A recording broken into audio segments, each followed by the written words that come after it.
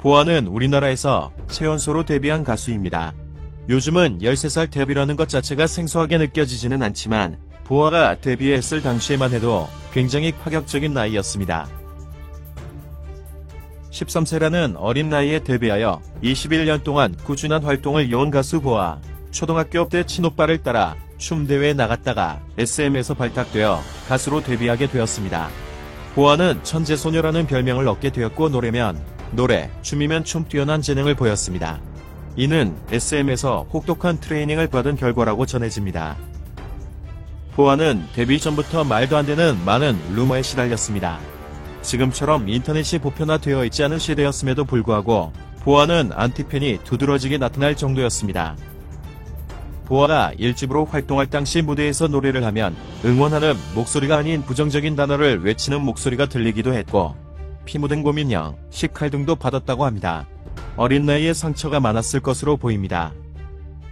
보아가 과거에 지나치게 욕을 먹고 악플이 달렸던 이유는 아마 어린 나이에 데뷔한 것도 논란이지만 그때 당시 대규모의 팬덤을 구사하고 있었던 H.O.T, 신화 등의 보이그룹과 같은 소속사라는 이유도 작용했을 것 같습니다.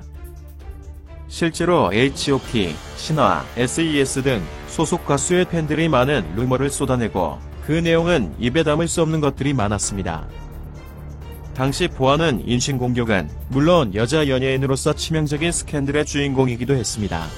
특히 스폰서가 있다, 이수만과 연문이 있다 등 당시 미성년인 보아와 관련된 억측이 난무했습니다. 보아는 당시 데뷔한 지 일주일 만에 안티 사이트가 동시다발적으로 개설되었을 정도입니다. 그리고 안티 카페는 100개가 넘게 개설되었다고 합니다.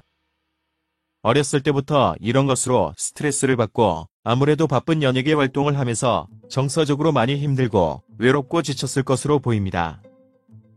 요즘 연예인들은 악플과 루머에 대해 법적으로 강경하게 대응하고 있습니다. 연예인들의 악플 문제는 어제 오늘 일이 아니죠.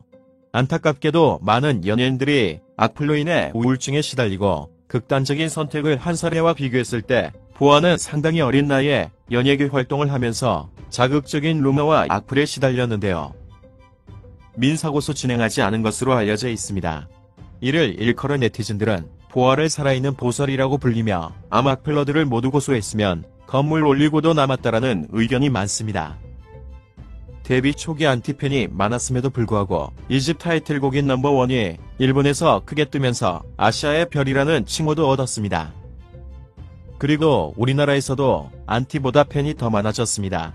명실상부 보아는 큰 인기를 누렸는데요.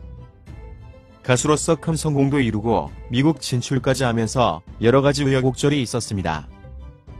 어린 나이에 데뷔하고 많은 악플과 루머에 시달려서일까요? 보아는 우울증과 공황장애를 겪었다고 합니다.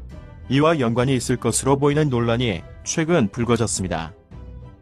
보아는 해외에서 수면 유도제인 졸피뎀 등 항정신성 의약품을 신고하지 않고 들여온 혐의를 받았습니다.